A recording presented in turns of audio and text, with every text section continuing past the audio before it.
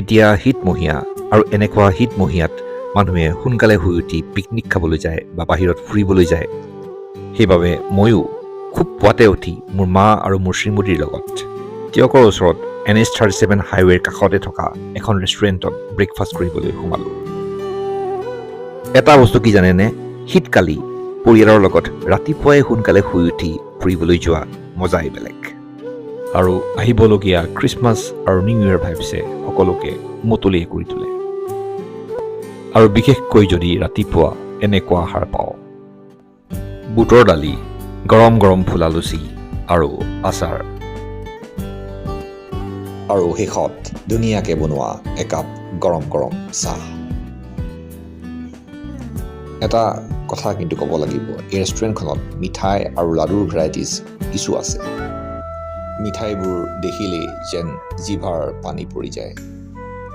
ঘৰৰ পৰা কিছুদিন লগত গৈ এই ৰেষ্টুৰেণ্টখনত খাবলৈ কিন্তু বঢ়িয়া জেগা। ইয়াত মিঠাইৰ বাহিৰেও চোলে পটাৰা, dosa, idli, south Indian, north Indian আৰু চাইনিজ আইটেমছো পোৱা যায়।